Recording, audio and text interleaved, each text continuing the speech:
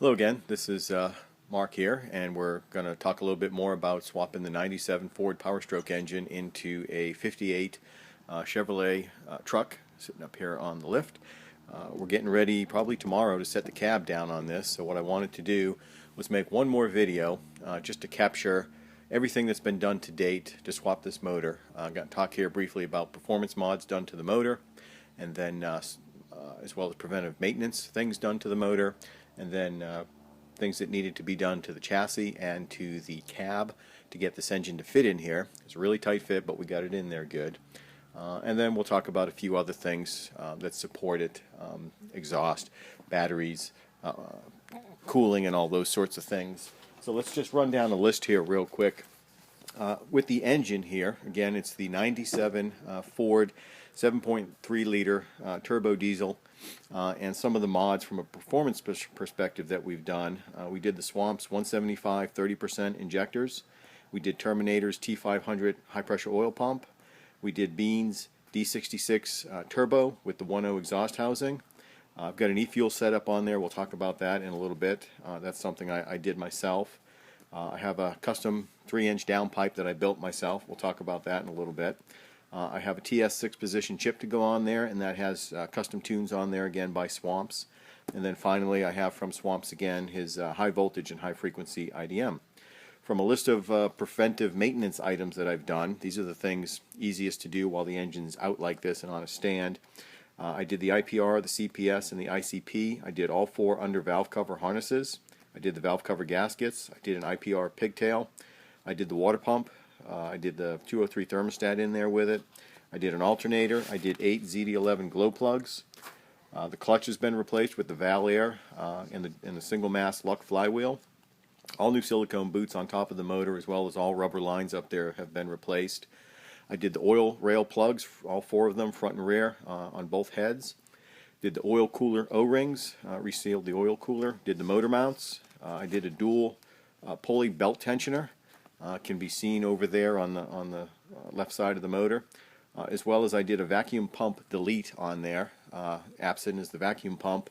The reason is I'm going to do a hydraulic boost brake booster on this truck, so I don't need vacuum. The truck uses no vacuum outside of the brakes, so I went ahead and got rid of the vacuum pump. I replaced the H-pop high pressure oil lines on top of the motor.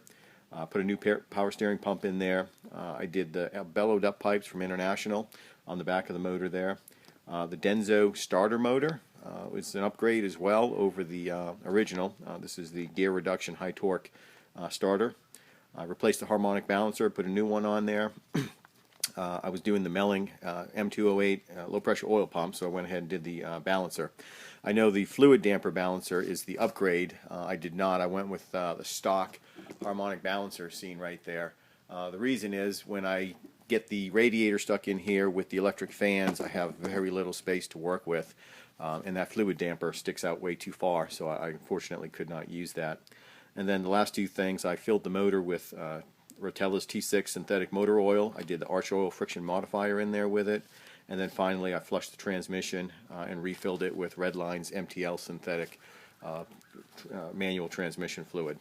So those are the things from a performance and preventive maintenance perspective I've done. Now I'm going to talk a little bit about what I had to do to the chassis to make this engine fit in there. So fitting this motor in there, small challenge, big challenge, however you want to look at it, it was a challenge. It's a big motor, it's tall, it's wide, the oil pan on there is just flipping huge. So we had to do some things for sure. Really more than I cared to, but things that you had to do. So starting at the front up here, the engine cross member, which is this guy right across here, that's the original one to this chassis. I had to cut a notch out at the very front up here to get it to fit the oil pan. Thing comes way far forward, and you could see, let's get down in a little bit closer here. Here's where I cut along here and across the front in order to get that pan to come in here. I boxed the whole thing closed with some 1/4-inch plates so that I did not disturb the integrity of the original cross member at all. As well, I notched it with a slight half circle underneath the harmonic balancer right here. And again, I boxed it closed fully welded all the way around, so that again there's no real integrity lost in the cross member. Again, keep in mind this cross member is a structural component between the two frame halves, so you don't want to modify that any more than what you have to. You certainly don't want to remove it. Right here I cut an oval out, and this is going to be for the radiator hose coming down. And again, I boxed it closed using some 1/4-inch plate that I rolled into a circle. It's about 1.5 inches tall, and fully welded all the way around, again, to restore the integrity of the cross member.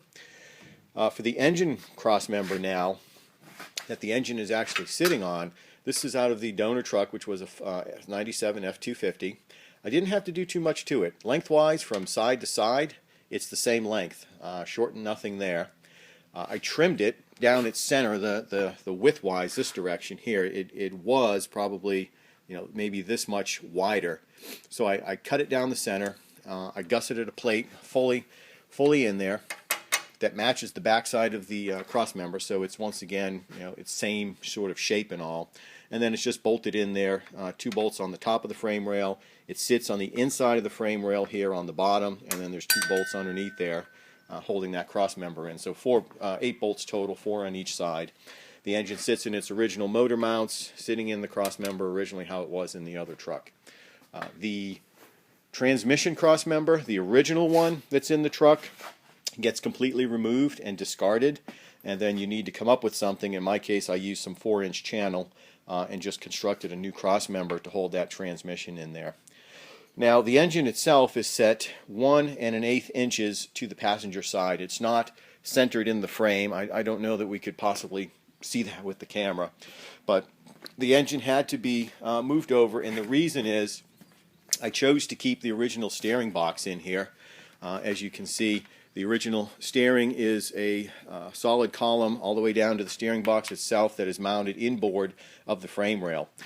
These trucks, the big trucks, the 60 series trucks, the 2.5 ton, not a lot of options in here for aftermarket stuff for replacing this. If you had a pickup truck, you have all sorts of options available. There's power steering, there's outboarded kits. You can do other things with the suspension that I can't do with this truck, such as independent front suspension and things like that would probably make fitting the engine in there a little bit easier. So I think you can see we're pretty tight down in here between the steering box and the exhaust manifold in here. There is decent room in there for when the motor starts shaking and rocking a little bit. I added some insulation onto the box here just to keep the heat off of the steering box as best as I could.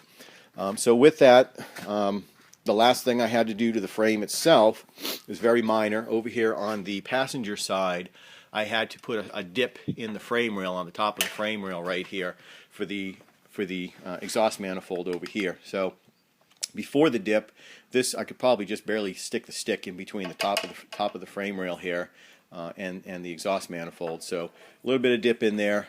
This thing torques to this side. This is the direction the engine twists, so it's a high probability that this thing would have been going, bang, bang, bang on the frame rail every time I stomp the accelerator pedal.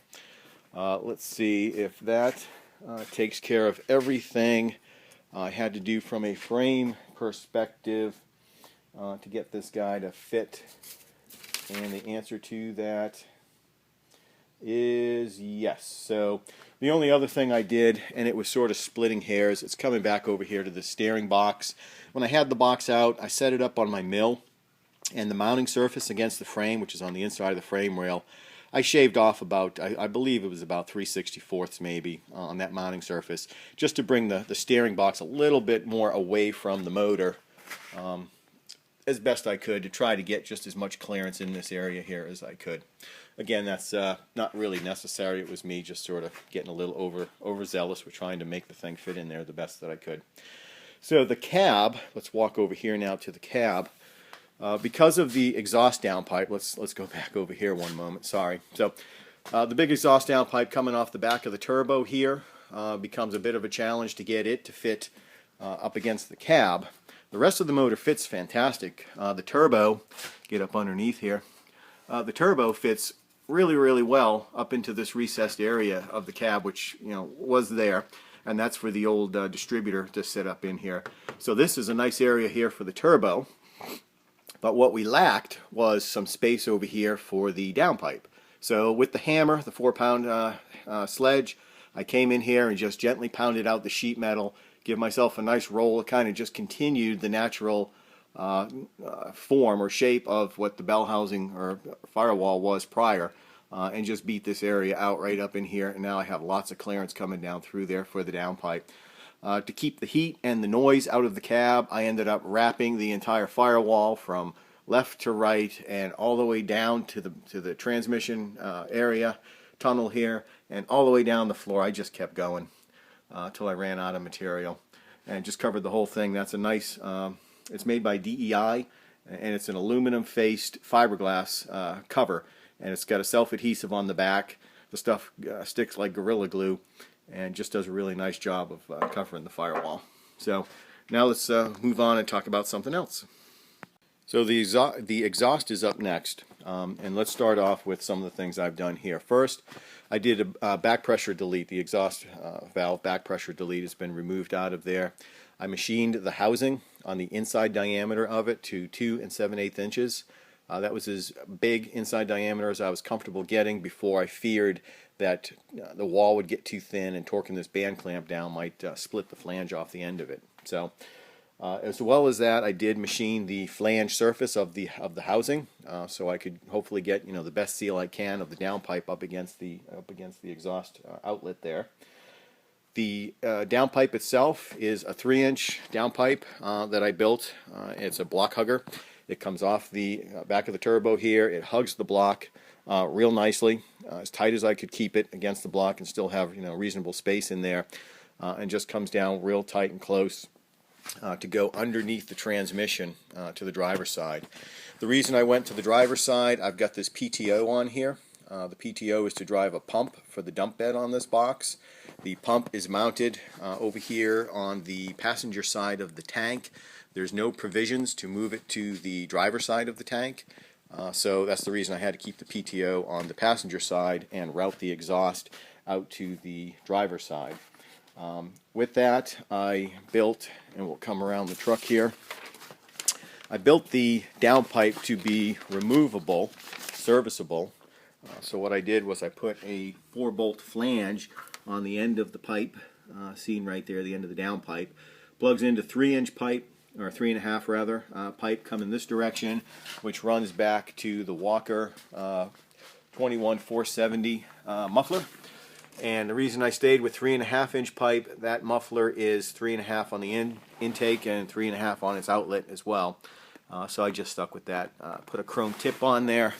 Come around here where the exhaust is exiting now, just behind the fuel tank. The fuel tank straps are what we're looking at there. So that's the exhaust coming off the truck. The air filter box is next up for discussion here. This motor is honestly so big, wide, tall, that it literally fills up all the space underneath the hood. I had no reasonable place to put a typical air filter that the guys like to do on these engines, which is a big, wide open paper element. If I did, it would be literally sitting on top of the exhaust manifolds on either side. The inner fender wells, the sheet metal for the inside fenders, comes very tight like this right down in this area right here. So putting a air filter would be kind of like right here, right on top of the exhaust manifold. Same thing on the passenger side. Just no room to do it. So what I did instead was I built my own air filter box, which is what I have sitting on top of the motor right now. And it is based on the air filter for the 2011 Ford 6.7 liter diesel engine. And in particular, I used AFE's aftermarket filter that they have as a replacement for it.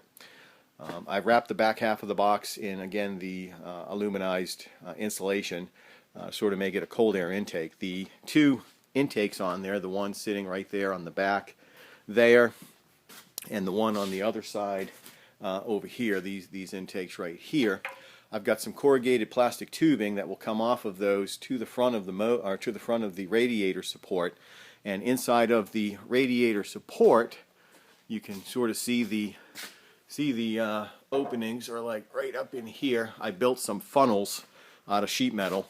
I've got them sitting up in here. If the lighting will let us see, there's a funnel right here. You can see the round intake for it, and on the other side as well, I've got a funnel sitting right there. That is where the cold air intake will connect to through the corrugated plastic line. So changing the filter is fairly simple. It's a couple of snaps on top of the box, one on each side. It opens up as a clamshell, and then I can pull the filter in and out of the box. The filter itself over here on the table, just as a quick show here, this is one of AFE's filters. It was seemed to be the best option that I could find. I needed rectangular in shape, and so that's the reason I chose this one versus something round or tubular. These are the corrugated plastic tubings that I was talking about, made by Spectra. You just flex them around, they hold their shape wherever direction you bend them. They're 3-inch, as you can see on there, and will do a really good job of pulling the air off of the radiator support into the motor. So let's move on. Alright, next item is the fuel system that I put on the motor. Again, it's an electric fuel conversion. This particular Powerstoke engine, this is the first generation of the Powerstoke. It had a mechanical fuel pump on it. So what I did was replace it with an electric fuel system, which is the common upgrade. What I do is I machine up a block of aluminum myself, which does two things. One, it does the fuel supply. Fuel supply is down here at the lower part, where my finger's kind of pointing. The two supply lines to the back of the head. Can't really get in here. 1/4-inch line headed to both sides of the head, the driver's side, passenger side. Again, fuel supply down here. This one is the fuel return back to the tank up here. And then as well, it's got the regulator stuck in there, which is what's up the front here. This is your regulator return system. The block produces about 65 psi, which is ideal for upgraded injectors, which we have in this motor. So that's the engine side of things. The fuel lines are coming out the back of the motor, headed back to the pump setup and the tank. The reason I went to the rear of the motor versus where the factory lines come out at the front is up here in the front corner of the motor, underneath the power steering pump, which is where the lines would typically be located in this area. Once the cab is set and the inner fender's set in here, there's going to be little to zero room to reach in here and to work on the fuel lines. So if I ever had a leak in that area, it would be a nightmare to get to, probably require pulling the cab. So decided to abandon those and just build my own set of lines coming back off of the back of the motor over the transmission. This is the return side to the tank on here, and then over here is the supply side running up to the motor. That comes off a pair of filters here, the Napa Gold filters, and right behind them you can almost make out back there is the fuel pump. That is the Carter Super Duty replacement pump for the next generation of the Powerstoke, of the 7.3. And that picks up straight off the tank. There's a line, can't quite make it out in the shadows. This line back here is a 3/8 line. It runs along the frame rail, pops out right over here where the fuel tank mounts. That's the supply line, and then on top of there, that's going to be the return line. The tank, sitting over here still, I'm going to do a little light refurbish on this on the inside. I've got the Pour 15 kit to go in there, which removes all the rust scale and cleans the tank out real good and puts the white coating on the inside of the tank. So that is the fuel system. The driveshaft discussion, thankfully, is brief. It actually fit without any issues. At one point during the process, I was measuring and thought I was 4 inches too long and was going to have to shorten the driveshaft. Other times I measured and found that, hey, maybe I'm 2 inches too short and I'll have to lengthen it. Again, that is from all of the shuffling I did throughout the process of moving the engine forward, back, left, right, just trying to get the best placement. In the end, without obviously giving consideration to the driveshaft, figuring I was going to have to do modifications, in the end I was given a big surprise when I put the driveshaft up in here, and it matched up perfectly. Within a 1/16 of an inch, I would say, perfect. So because it's a two-piece driveshaft, it slides on a yoke in here. 1/16 of an inch didn't make a difference. It just means it slid up the yoke just a little bit more. Now the only thing I did have to change in here is the U-joint itself. So the driveshaft, this side up here is a 1410, and the transmission down here is a 1350. So I looked online and I found a company, NEPCO I think it is, and they made a conversion U-joint that goes from 1350 to 1410 for $30. I slapped it in there and that was done. Radiator next on the list. So had to go with a custom radiator. There's not much else I was going to fit in there. The original radiator out of the donor truck is as wide as this one is tall, and only as tall as this one is wide. So basically I flipped the dimensions from the original to this one. So this one stands overall 36 inches tall and overall width is 24 inches. It mounts using the original 6 mounting holes, as you can see in the brackets there on the side. So it's a direct bolt-in now into the truck. I had to do a slight modification on the truck's radiator support itself to allow it to go straight up and down like that, but the modification was very, very minor. In fact, we can show it here real quick if the lighting will allow. All I did was straighten out the tops of the support, which is that area up in sort of the center of the camera right there, and on the other side as well. They were splayed outward, as you kind of see how it's splayed to the left. It had that exact same splay over to the right. I cut that off and just made it a straight run up and down the channel right there, and so the radiator fits in there perfectly now with that very light modification. So the radiator itself, built by Wizard Cooling up in New York. Really great guys, worked with me over the course of literally several weeks. Lots of phone calls, lots of time on the phone. I would call them while I was down here measuring things, and they would actually make the changes on the fly as I was running the tape measure out until we had the design nailed down perfectly. They built it, shipped it, I've test fitted it. It looks like it's going to work absolutely perfect for me. The lower radiator hose, sort of a neat trick, and we'll go back over there and talk about that oval in just a minute. So I had them do a very slight sump down at the bottom here, and not for the purpose of holding extra coolant down there, but just to bring that hose a little bit lower where it's going to sit in the truck. And as well, they tilted it, I don't know if you can tell in the camera, by my measuring, 15 degrees sticking upward and then 4 degrees sticking outward. So that was actually a fairly challenging little measurement for them to actually work into the design. But what happens is I take the original lower radiator hose for the truck, which is what's sitting here on the table. For those that are familiar with it, it has the degauss bottle that hooks to the center in between the hose pieces there. And I just separate it right there, and I take this half of the hose and I just throw it away. I'm not going to use it. I take the first half of the hose, and what happens, let's come back over to the motor here quickly. I found that this part of the hose will go right down in here through the oval that I cut out. It will connect onto the radiator. It'll sit nice and centered in that oval, and it will come down and just pick up the radiator where I have it 15 degrees upward. I don't know if you can tell looking at it, but there's a degree angle upward in that hose sitting there, and as well off from the 4-inch from the other side as well. So with their help and their patience, I should say, really, in working me through the design and all my measuring, etc., I think we have a real winner for the cooling system. Well, if you can imagine that if I had trouble finding room for the air cleaner box to fit underneath the hood, certainly I wasn't going to fit a pair of batteries underneath that hood as well. So the easy solution for where to put the batteries, I went ahead and bought a side mount toolbox. This is a DZ brand.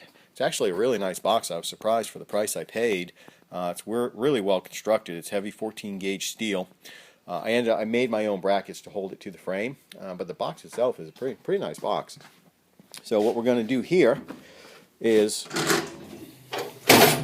use this box to hold the batteries. We can get in here and have a look around. I used the 2 original battery trays off the inner fenders from the donor truck, and I mounted them inside of this toolbox. Kept them front to rear, like you see them there. If we can keep the light in such a way we can see. So this way I have all this additional space inside the box. I'll build a divider panel so there's no danger of tools laying across the top of the batteries. But what I'm doing here is I'm going to go with the battery, or the military style battery terminals on top. and run all of the wires in and just have straight lugs off of the ends of them to connect up to those military-style battery terminals. So that's what we're doing for a battery box, and I'm actually pretty excited about that. It's nice to have a little bit of storage. You can see the nice finish in there. You can see me holding the camera. You can even see the truck sitting in it. That's what I'm saying. It's, for the money, it was actually a really nice box. So now let's talk about the battery cables themselves. Okay, battery cables. Starting here, we're behind the battery box. You can see down there the red, that's a 3/0 cable. That comes off the batteries directly to the starter. Then you see two black cables. Those are both 2/0 gauge cable. And those come up to the front of the motor. Those are the grounds coming off the batteries. And they will attach just like they did originally. One on the driver's side, one on the passenger side, as well a 6-gauge cable that ties from the frame over to the block. That's the original configuration. We're not going to change anything electrically on the truck, or in the swap rather. We don't want to risk having things not work because we got fancy with it or something. Coming underneath the cab here, what's going to happen is this will be a 2-gauge cable here. This guy will run all the way back to the batteries. He will come up to what is now the glow plug relay. So another thing I did to fit that air box in there was pull the glow plug relay completely off the motor so I could have all the room I needed to get that box on there. It will 2-gauge battery will tie directly to the glow plug. The glow plug will then loop over through a small 6-gauge cable to the starter relay. And the starter relay will also have on it this black wire here, which is the original power wire to the truck, as well as obviously the start signal wire sitting up in there. The yellow wire here, this is to the under hood fuse box. I changed nothing there. That's the original yellow wire. That will also run directly back to the battery as well. So I won't be using the 3/0 cable for anything other than starting the motor. This hanging down here is some additional grounds coming off of the fuse panel box. Those will get tied directly into the frame as well. This engine is electronically controlled, so there's some electronics that we needed to mount. I've got myself stuffed in the hood area here, along with where I put the electronics. The electronics are sitting in the passenger side corner of the firewall in here. This is where originally the battery was for the old small block engine that was in here. And I've repurposed this area to hold the computer, which is this guy back here, the PCM. Right in front of him is the IDM, the injector driver module. And then right in front of all that is the underhood fuse box, which is where we talked earlier that yellow wire comes up into. So, and on top of all of that, the map sensor sitting up here. So this all wrapped up, tied up by me, all the wiring, cleaned it up as best I could, shortened it, got it down to just the absolute bare necessity wires that would be needed to get the truck running. I bring all of the wires that need to go into the truck through one hole here in the firewall. That'll bring in for sensors, for tachometer and other things like that, as well as the accelerator pedal feeds in through this one cluster of wires right there. The connection for the motor is this point right here. A little tighter to the spring over here than I wanted it to be, but it's perfectly fine. There's plenty of room there, and it's just a connector. And that is about it as far as the electronics go. Let's take a quick peek inside the cab at what I did for brake, clutch, and accelerator pedal. Alright, here we are inside the cab. A little tight to work in here, so show things the best that we can. Down here I replaced what used to be the in-floor pedals, brake, or clutch rather, and the brake over there with the hanging style clutch and brake levers. To do that I had to build, and really hard to make out I'm sure in here, but I had to build my own pedal assembly box to do all that, and I mounted it up against the firewall. It also hangs with a couple of bolts up high to hold, you know, the force when you're pushing in the clutch or slamming on the brakes. So it's tied in there really tight, not going to go anywhere. I made one bracket down in here to hold the accelerator pedal. Again, this is electronically controlled motor, so there's no physical cable between the pedal and the engine. It's done on a switch and a potentiometer in there. So we've got ourselves our accelerator pedal. We've got a brake, not currently hooked up to the booster, just swinging in there. And then we've got our clutch pedal over here, also the master cylinder for the clutch not in yet. I do have the switch hanging for the brake light right there. And I've got, trust me, a lot of other electrical things to tie up in here as I move through the project. It's real difficult getting in and out of the cab with it on the lift, so I'm saving all this electrical work for after I get the cab set down, which is my hope to do tomorrow actually. So that's the reason I'm trying to get this one video shot before I do that. I've got some other things to put in here where the brake controller is sitting right next to it. Where those knobs are, the knobs I'm going to keep. They open and close the vent panels here in the side. The truck doesn't have any air conditioning in it, and I really have no intention to add it. So definitely want to have the vents to be able to open and close. But right next to the brake controller, I'm going to hang my tachometer, my boost gauge, and my barometer gauge, my exhaust gas temperature gauge. The heat knob will go away. When I put the heater box back in here, I did not put the heater core in it. I blocked off the holes on the engine. I figure this truck gets used only in the warm weather, so there's no sense in pumping 200-degree water into the cab with me on a hot July day. So no heat, no AC. It's perfectly fine with me. Let's move over and I'll show briefly the gauges that I'm going to be putting in here, and I think that will end the video segment. Alright, let's close this video out with talking about the gauges. First, the original cluster setup in the truck here. Things I'll be reusing out of this, I will reuse the temperature gauge. I put a new temperature sensor in the motor that matches this particular gauge, so that'll work fine for me. The amps gauge will not get reused. That'll be bypassed, so I won't get any reading on that. The oil pressure gauge in this is a mechanical gauge, so I will reuse that. I will physically hook it through the copper line to the motor. It's not a sending unit, it's actual mechanical gauge, and then the gas gauge will get reused in here. The additional gauges that I will be adding, I will add in the boost gauge here. This is Autometer's Z-Series gauge, the boost for the turbo. I will add in an exhaust gas temperature gauge so I can see how hot the exhaust is getting. When you do modifications to these turbo diesels, exhaust gas temperature is something you want to keep a close eye on. So I'll use that. And then finally, and these two gauges will be cup mounted. They will hang where we're talking about next to that brake controller inside the cab. They'll hang underneath the dash this direction here with the gauge stuck in there. So I wanted to match up a tachometer to that, and so here's what I came up with. I went ahead and bought an auto gauge tachometer, number 2300. It's plain black. Its front bezel matches the Z-Series gauge extremely well. The two look very, very similar. But the tachometer would not work with a diesel engine. So what I did was took the guts of the auto gauge out of here completely and threw them away. And then I took the original tachometer from the dashboard of the truck, and I did some cutting, some modifications, some rewiring of it, and got it to fit inside of this case real well.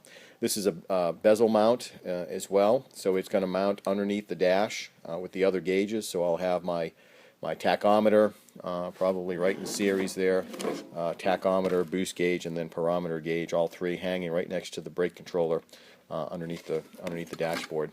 So that's where we're at with it. Again, I'm hoping to set the cab down on this tomorrow, in which case hopefully my next video will be firing up the engine for the first time. So until then, take care and talk to you soon.